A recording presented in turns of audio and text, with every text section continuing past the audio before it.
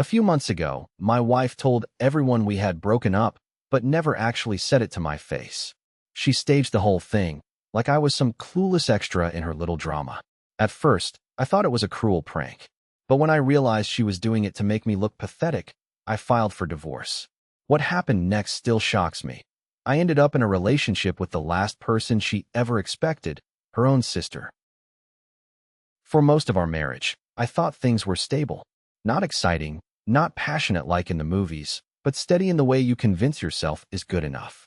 We had our routines: coffee in the morning, work during the day, dinner together if our schedules lined up.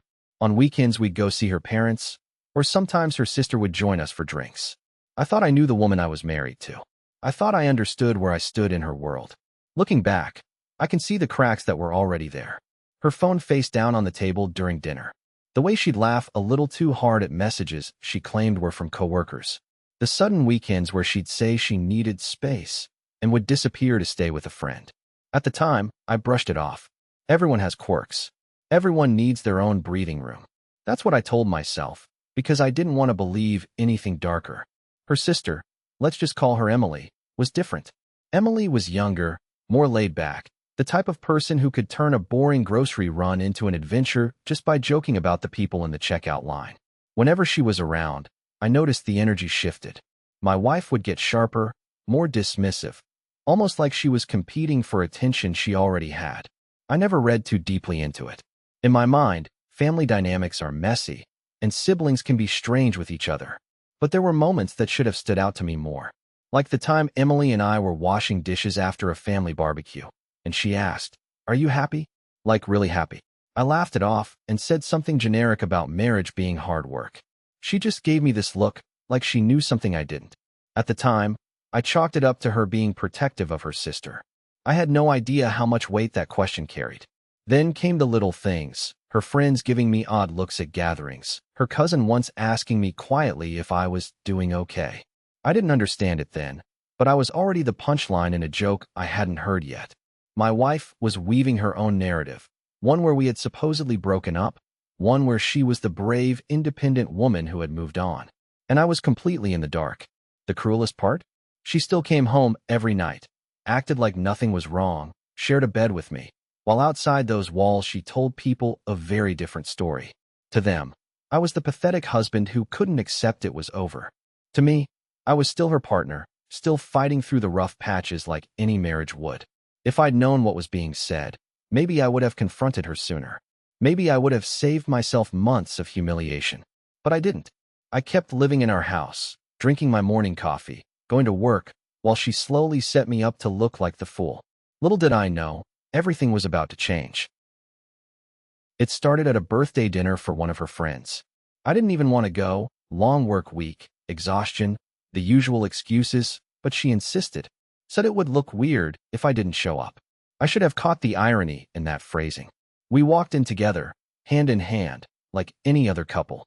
But the way people looked at me was off. Smiles that didn't reach their eyes. Whispered exchanges that stopped as soon as I made eye contact. Even the birthday girl, when she hugged my wife, gave me this strange, pitying glance. It was subtle, but enough to make my stomach twist. At first, I thought maybe I was overanalyzing. Social events can be weird. Not everyone clicks with everyone. But then someone, I think it was one of her coworkers, asked me, casually, "So how are you holding up, man? Must be tough." I froze. Tough how? The guy blinked, confused. You know, with everything going on. He shifted uncomfortably and muttered something about grabbing a drink before walking off, leaving me standing there with my heart pounding in my ears. I turned to my wife, searching for answers. She just gave me this tight smile, like she'd already anticipated the question. "Don't make a scene," she whispered, her nails digging lightly into my arm. That should have been my first red flag, the warning tone in her voice, the way she dismissed me without explanation. But instead of pressing, I swallowed it down. The rest of the night, I felt like a ghost at my own table. Conversations hushed when I approached. Laughter erupted behind me, and though I couldn't hear the words, I knew I was the subject. Every time I looked at her, she avoided my gaze, busying herself with her phone or clinking glasses with friends. When we finally got home, I couldn't hold it in anymore. "What was that about?" I asked. Why was everyone acting so weird around me? She didn't even flinch, just sighed, like I was the one being unreasonable. I might have told a few people we broke up, she said, her tone casual, like she was admitting to forgetting to take out the trash. I stared at her, my mind blank. You what? Relax, she said, rolling her eyes. It's not a big deal. It just makes things easier. People stop asking questions. It's cleaner that way. Cleaner. That word echoed in my skull like a bell. She'd staged a breakup without ever involving me, without even telling me. Out there, I was the sad ex who couldn't let go, while inside our house, I was still her husband. I should have exploded then, should have thrown her lies back in her face. But instead, I just stood there, numb, while she walked past me into the bedroom, as if the conversation was already over. And that was just the beginning of my nightmare. After that night, something inside me shifted. I couldn't look at my wife the same way. Every word, every gesture, felt loaded with a hidden meaning. She acted normal, almost too normal, like the whole fake breakup confession hadn't even happened. She still left dishes in the sink, still nagged me about forgetting to fold the laundry, still scrolled through her phone until midnight. But now, every time her screen lit up, I felt a surge of suspicion. Who exactly did she tell we were over? And how deep did this story go? The first sign came a week later. I ran into one of her cousins at the grocery store. We exchanged the usual small talk until he casually said, "Hey man, I heard you're finally moving on. Good for you." I almost dropped the basket in my hand. Moving on. Yeah, he said, blinking. After the split. My throat went dry. Split. The poor guy looked like he wanted to crawl into the frozen food section. I'm sorry. I just thought, that's what she said. He muttered something about forgetting milk and rushed off, leaving me standing in the aisle with my pulse hammering in my ears. That night, I confronted her again. Why is your family telling me they think we're divorced? What exactly are you saying to people? She barely looked up from her laptop. You're overreacting. I never said we were divorced. I just told them we broke up. It's simpler than explaining our rough patch. Rough patch? I snapped. We still live together. We still sleep in the same bed. How is that a breakup? She shrugged, as if my logic bored her. It's complicated. They wouldn't understand. Stop taking everything so seriously. Her calm indifference scared me more than if she'd screamed. To her, this wasn't betrayal, it was convenience. She was rewriting reality, and I was just expected to play along. From that point on, I started paying closer attention. I noticed her Instagram bio no longer said wife, just her name and a string of emojis. Photos of us together had quietly vanished. At gatherings, people treated me like a visitor rather than her partner. The whispers grew louder, the stares more pointed. I wasn't paranoid anymore. I was living in a carefully curated illusion she had built. One evening, while she was showering, her phone buzzed on the counter. I shouldn't have looked, but I did. The group chat with her friends was open, and there it was in black and white. Yeah, I finally told him we're done. He's still hanging around the house, but honestly, I think he'll get the hint soon. Poor guy can't let go. My hands shook so badly, I almost dropped the phone. The timestamp was from the night of the birthday dinner. She'd been mocking me to her friends, turning me into the clueless, desperate husband in a story she controlled. When she came out of the bathroom, towel wrapped around her hair, I couldn't even look at her. My chest was tight, my stomach in knots. I realized this wasn't just a misunderstanding. It was deliberate, calculated. She wanted me to be the fool. And then I found something that confirmed my worst fears. It was a Saturday afternoon when the final curtain was pulled back. I had been living in this haze of suspicion, replaying every conversation, every look, every whisper I'd overheard.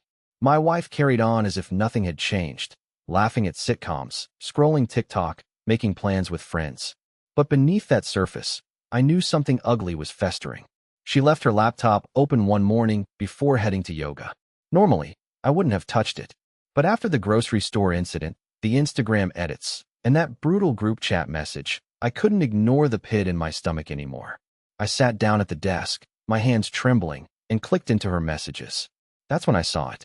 Threads of conversations with her friends, her family, even coworkers. My name scattered through them like a stain. She was telling people we'd been over for months. That she was only letting me stay until I got my act together. She called me needy, delusional, said I was pathetic for still clinging on. Every word hit like a body blow. This wasn't just her spinning a story. This was character assassination.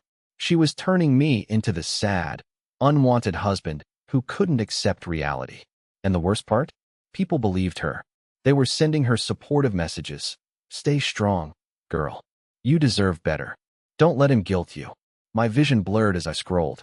Then, buried further down, I saw a separate thread, this one with Emily. At first, I braced for something worse. Maybe they were both laughing at me. Maybe her sister was in on it too. But what I found made me stop breathing for a different reason. Emily wasn't siding with her. She was pushing back. You can't do this to him, Emily had typed. If you're done, fine. But don't humiliate him like this. He doesn't deserve that. My wife's reply was instant and venomous. Stay out of it. He's not your problem. And if you're so concerned about him, maybe you should date him yourself. I read that line over and over, my pulse pounding in my ears.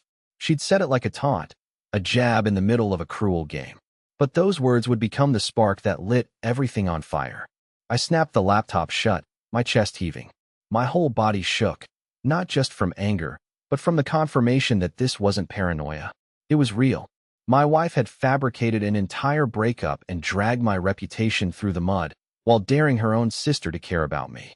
When she came home later, I couldn't even look at her without my stomach turning.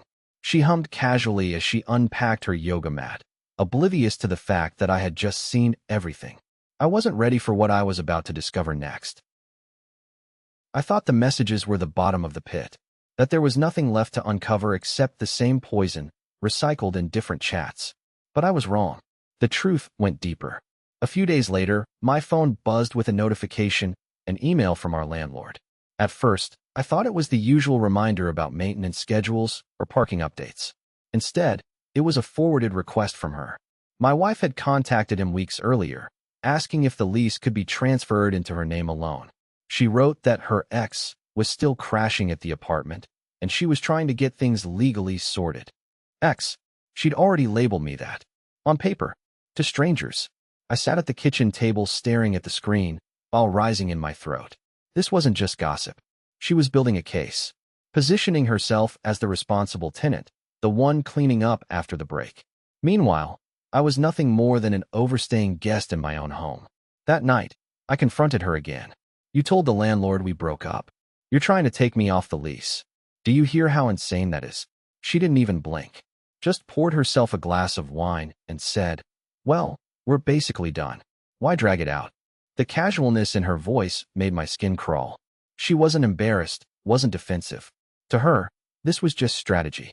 Erase me quietly, frame me as the deadweight, and slip into a new chapter without the hassle of honesty. But the revelation didn't stop there. The next weekend, during another tense family gathering, I overheard her mother talking in the kitchen. She was telling a neighbor on the phone that her brave daughter had finally walked away from a marriage that was holding her back. She painted me as controlling, needy, a man who couldn't handle losing. My stomach dropped. It wasn't just my wife spreading the story. It had become a family-wide narrative. They weren't just standing by her. They were amplifying her lie. Emily noticed me standing frozen in the hallway. She excused herself from the conversation she was in and walked over, lowering her voice. You know what she's been telling people, right? I swallowed hard. I do now. She looked almost relieved that I'd admitted it. It's worse than you think. She's telling people you begged her to stay, that you cried, that you embarrassed yourself. Emily's voice faltered, like she hated even repeating it. She's making you the villain in a story you didn't even know you were in.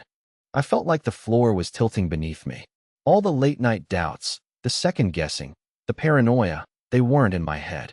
They were the reality my wife had engineered. And the sickest part? She wore it like a badge of honor. Emily put a hand on my shoulder, a quiet gesture, but it grounded me. You don't have to keep letting her do this to you, she said softly. Her words echoed in my mind long after I left that night. Maybe for the first time, I realized I wasn't just fighting my wife's betrayal.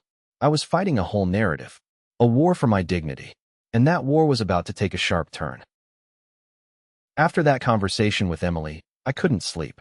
I lay awake staring at the ceiling, my mind running in loops. Every word, every lie, every smirk from my wife replayed in a cruel montage. She had managed to turn me into a ghost before I was even gone. Part of me wanted to explode, pack her bags, throw her out, tell the world the truth in one grand, cathartic gesture. I pictured myself standing in front of her family, shoving her messages in their faces, demanding they admit they'd been wrong. But another part of me, quieter, steadier, kept whispering that if I rushed, I'd look exactly how she wanted me to look, desperate, out of control, the narrative she'd been feeding everyone. So I started planning. I began with the practical things. I met with a lawyer under the guise of just exploring options. I learned quickly that in our state, documenting her lies could play in my favor during divorce proceedings. So I started keeping records. Screenshots of texts, emails from the landlord, notes of every conversation where she painted me as her ex. It felt paranoid at first, like I was building a conspiracy wall in my own head. But the more evidence I gathered, the calmer I felt. Like maybe, just maybe, I wasn't powerless. At home, I played along. I laughed when she made sarcastic digs.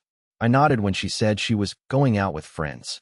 I even thanked her for dinner, even though I could barely swallow with all the anger lodged in my throat. To her, it probably looked like I was finally giving in, too beaten down to fight. But inside, I was sharpening my resolve. The hardest part wasn't the deception, it was the doubt. Late at night, I'd catch myself thinking, maybe I should just let it go. Maybe starting over quietly would be easier than burning everything down. But then I'd remember the look on Emily's face when she told me about the humiliating lies. The pitying glance from her cousin at the grocery store. The way her friends chuckled behind my back at that dinner. This wasn't just about a breakup anymore. It was about my name, my dignity. Emily and I started talking more often, quietly, almost in whispers. Sometimes over text, sometimes in person when the family gathered. She never pushed, never told me what to do. But she listened. She validated my anger in a way no one else did. And that alone made the nights bearable.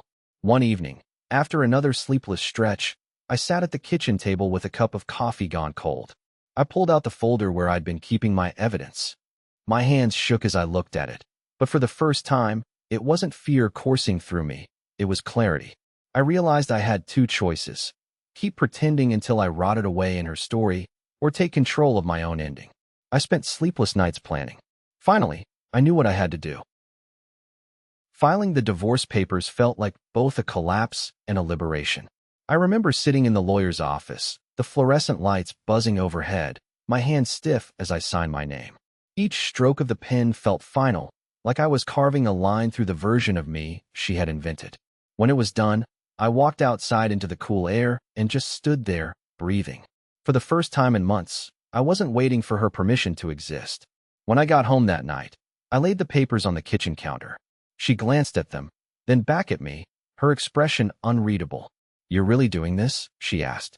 "Yeah," I said, steady this time. "I'm done playing whatever game this is." She gave a sharp little laugh, like it was all some joke. "Fine, if that's what you want." She shrugged, as if I had just announced I was switching brands of cereal. That reaction almost broke me. I wanted her to panic, to realize she had gone too far. Instead, she seemed relieved, like she had gotten exactly what she wanted. That was the first moment the seed of doubt crept in. Was I giving her the out she had been angling for all along? But for a few weeks, I let myself believe the storm had passed. Friends stopped whispering because they assumed the breakup was real now. Her family, smug in their belief that she had escaped, stopped sending passive-aggressive texts my way. Even the apartment felt different, emptier, but lighter. I leaned into that illusion. I started going out more, meeting colleagues for drinks, hitting the gym again. Emily checked in on me now and then, her tone soft but steady. She never spoke ill of her sister, but I could see it in her eyes. She knew what had been done to me, and she wanted me to survive it. There was one night, about a month after the filing, when I sat across from Emily at a quiet cafe. She was asking how I was holding up, and I surprised myself by smiling. "Better than I thought I'd be," I admitted. She returned the smile, and for a moment, the weight of everything lifted. Walking home afterward, I let myself think maybe that was the end of the story. Maybe the worst was behind me. But the illusion shattered soon enough. One morning, I got a call from my lawyer. My wife had responded to the divorce papers with a counterclaim, a scathing list of accusations that made my stomach drop. She wasn't just letting me go quietly. She was fighting dirty. According to her, I was unstable, manipulative, and the one who had humiliated her. It was then I realized the divorce wasn't the finish line. It was just the opening shot in a much bigger war. I thought it was over. I couldn't have been more wrong. The counterclaim hit me like a sucker punch. My lawyer slid the packet across the desk, his expression tight. "You should read this," he said. I flipped through page after page of lies. She painted me as controlling, said I tracked her movements, accused me of begging her not to leave, and then threatening emotional harm when she pulled away. It was like stepping into a funhouse mirror version of my own life. Distorted, grotesque, but just believable enough to sway someone who didn't know me. "She's trying to flip the script," my lawyer muttered. "Classic tactic. Don't panic. We can fight this. But you need to be ready. She's not letting this go quietly." The words rattled in my skull. Not letting this go quietly. She hadn't just faked a breakup for sympathy. She was rewriting history to make me the villain in a courtroom, too. At home, the tension was unbearable. We still shared the apartment while the paperwork crawled forward, and every interaction felt like a landmine. She walked around smug, humming to herself, like she had already won. Once, she even smirked at me and said, "Careful what you say. People are finally seeing the real you." But there was something she didn't see coming. Emily. Her sister started reaching out more often, not just to check in, but to spend time with me. At first, it was practical, helping me pack boxes, grabbing lunch when I needed to get out of the apartment. But little by little, the tone shifted. She laughed at my jokes. She lingered in conversations. She looked at me in a way that made me feel human again, not like the caricature my wife had turned me into. One night, after another brutal day of legal back and forth, Emily and I sat in my car outside her place. She reached over, put her hand on mine, and said quietly, "You don't deserve any of this." Her eyes were steady, unflinching. Something inside me cracked. For months, I had been starved of honesty, of kindness. That simple gesture lit up everything I had buried. Before I could second-guess it, I leaned in, and she didn't pull away. The kiss was tentative at first, then fierce, two people clinging to the only bit of truth left in the wreckage. I pulled back, breathless, guilt and relief crashing together. "This is insane," I whispered. Emily shook her head. "No, what she's done to you is insane. This feels real." In that moment, I knew everything was about to change again. Because whatever lines had existed, my wife had dared me to cross them, and I just had. The next morning, word spread faster than I could have imagined. Somehow, she found out. Maybe Emily told a friend, maybe someone saw us together. But by evening, my phone was exploding with messages from mutual contacts. "Is it true? You're with her sister?" Unbelievable. My wife stormed into the apartment, eyes blazing. "You actually did it," she spat. "You're with her?" "My sister." Her voice dripped venom, but beneath it, I caught a flicker of something else, panic. For once, the script wasn't hers anymore. What happened next made me question everything. The fallout was immediate and brutal. Overnight, I went from the pathetic husband who couldn't move on to the villain who had crossed an unforgivable line. Her friends flooded social media with thinly veiled posts. "Some men will do anything to hurt you." Her mother called me a disgrace to my face. Even people I barely knew sent messages dripping with judgment. It didn't matter that my wife had humiliated me for months. It didn't matter that she had faked a breakup long before I kissed Emily. The story now was simple. I was the man who left his wife and ran into the arms of her sister. And in a twisted way, it gave her exactly what she wanted, a new reason to play the victim. At work, the stress started showing. I caught coworkers whispering when I walked by, and one of them even asked, "Man, what's going on with you?" I didn't have an answer that wouldn't make me sound unhinged. I stopped eating lunch in the break room, stopped going out after hours. Isolation became safer than facing the looks of pity and disgust. Emily tried to stand by me. She kept saying, "We know the truth. That's all that matters." But even she was catching heat. Their family turned on her with the same viciousness they had used against me. She was called a traitor, a homewrecker, a backstabber. One night, after a particularly nasty confrontation with her mother, Emily showed up at my door with tears in her eyes. "I don't care what they say," she whispered, her voice shaking. "But God, it hurts hearing it from my own family." I held her, guilt pressing down on me. I wondered if I had dragged her into something she didn't deserve. She hadn't asked to be part of this war, yet now she was bleeding for it just as much as I was. The divorce proceedings turned uglier.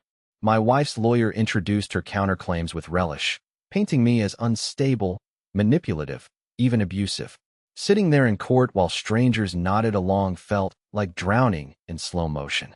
Every instinct screamed at me to stand up, to shout the truth, to pull out the folder of evidence I had gathered. But my lawyer whispered, "Not yet. Timing matters." That was the hardest part, waiting, watching her smile smugly from across the room, acting like she had already won. One night, after a particularly brutal day in court, I came home and collapsed onto the couch. I felt hollow, like there was nothing left inside me. I stared at the ceiling, wondering how I had gotten here, from a stable marriage, to being erased, to being demonized for simply daring to take back control. For the first time, I considered giving up, signing whatever papers she wanted, cutting ties with Emily to stop the bleeding, vanishing into a new life where no one knew my name. Maybe disappearing was the only way to stop the pain. But then, in that silence, another thought pushed through. If I walked away now, she would win. Her lies would harden into truth, and I would spend the rest of my life haunted by the story she had written for me. I realized what I had to do to end this once and for all. The breaking point came during the next court session. My wife sat across the aisle, immaculate as ever, a mask of calm superiority painted across her face. Her lawyer launched into another tirade about my obsessive behavior, her need to protect herself, and the emotional damage I had supposedly inflicted. Each word was another nail in a coffin she thought she'd already built for me. But this time I was ready. When my lawyer stood, he didn't start with arguments. He pulled out a stack of printed screenshots and placed them on the judge's desk. The silence in the room was electric as the pages were passed forward. Group chat messages where she mocked me for not knowing we'd broken up. Emails to the landlord calling me her ex while still sharing a home with me. Texts to friends where she bragged about how easily she could make me look pathetic. And then, most damning of all, the thread with Emily. Her own words, "Stay out of it. He's not your problem. And if you're so concerned about him, maybe you should date him yourself." The courtroom was dead silent except for the sound of papers turning. My wife's face drained of color. Her lawyer stammered something about context, but it was too late. The narrative had shifted. The judge's expression hardened. "It appears," he said slowly, "that much of your portrayal of events does not align with the evidence presented. This will weigh heavily on the court's decision." I should have felt triumph, but what I felt was sharper justice. For months, I had been gaslit, humiliated, turned into a caricature. Now the mask was off, and everyone could see who had been writing the lies. Her family was there that day too. I'll never forget the look on her mother's face as those messages were read aloud. Disbelief, betrayal, rage, but not at me this time. At her daughter. The pedestal she had stood on crumbled in seconds. Outside the courthouse, she finally broke. She cornered me near the steps, her voice shrill and frantic. "You think this makes you the good guy? You think anyone will forgive you for dating my sister?" I looked her dead in the eye and said, "You wrote that story yourself. I just stopped playing the part you gave me." She had no answer. For once, she was speechless. Emily came to stand beside me then. She didn't say a word, just slid her hand into mine in front of everyone. Family, friends, lawyers, strangers. The gesture was small, but the message was thunderous. We weren't hiding, and we weren't ashamed. The fallout was immediate. Her friends went silent online. Her family fractured, some siding with her, others too disgusted to defend her anymore. And me? For the first time in months, I felt like I was breathing air that wasn't poisoned. Finally, the confrontation was over. The lies were shattered, and I had reclaimed my voice. The divorce was finalized 2 months later. The judge granted me a fair settlement, rejecting nearly all of her fabricated claims. It wasn't about the money. I would have signed everything away just to be free of her games, but the validation mattered. It was proof on paper that her lies hadn't stuck, that her attempt to rewrite history had collapsed in front of everyone. Her family fractured in ways I couldn't have predicted. Some still blamed me for being with Emily, unable to see past the taboo. Others turned on her, furious at the manipulation, the cruelty, the way she dragged all of them into her narrative. Thanksgiving came and went without an invitation from that side of the family. Honestly, I didn't miss it. The silence was its own kind of peace. Emily and I didn't rush into labels. We knew the story was messy, that to the outside world we looked like a scandal rather than a couple. But behind closed doors, we found something rare, honesty. She didn't sugarcoat my flaws, didn't hide when she was upset. After living in a fog of gaslighting and manipulation, That kind of clarity felt like sunlight after a storm. One night, months later, we sat on the balcony of her apartment, the city buzzing faintly below us. She turned to me and said, "Do you ever regret it? Not just us, but everything." I thought about it. About the humiliation, the loneliness, the whispers behind my back. About the nights I stared at the ceiling wondering if I'd ever get my life back. Then I thought about standing in court as the truth came out. About finally looking my ex in the eye without flinching. About Emily's hand sliding into mine in front of everyone. "No," I said finally. "I don't regret it. Because it gave me back myself." The words surprised me. But they were true. For so long, I'd been living inside someone else's version of me. The needy husband. The fool who couldn't let go. Taking back control wasn't about revenge or even justice. It was about remembering who I was before her lies and refusing to be erased again. Now, when I look back, I don't see the humiliation first. I see the turning point, the moment I realized that no one else gets to define me. Not a manipulative partner. Not a chorus of gossiping voices. Not even a courtroom stacked with lies. I define me. And if the world wants to raise its eyebrows because I found love in an unexpected place, so be it. Let them talk. Let them clutch their pearls. Because at the end of the day, I know the truth. And I've learned that truth, even when it's messy, is worth more than the prettiest lie. Walking away from her wasn't just the end of a marriage. It was the start of something bigger, a life I chose for myself, with someone who sees me for who I really am. And that, finally, is enough. Looking back, this whole story feels like something that could have broken me completely. And maybe for a while it did. But sometimes the hardest betrayals force you to rebuild. And when you rebuild, you come back stronger than before. I learned that you can give someone everything, your trust, your loyalty, your love, and still be turned into the villain of their story. But if you keep going, if you stand your ground, eventually the truth has a way of breaking through the noise. That moment in court, when her own words exposed the lies, reminded me that silence is not weakness, it's patience. And patience can be powerful.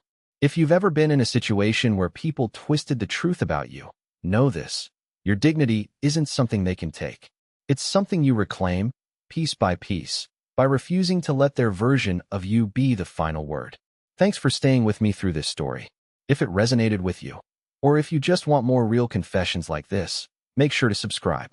There's always another story to tell, and you might just find your own reflection in the next one.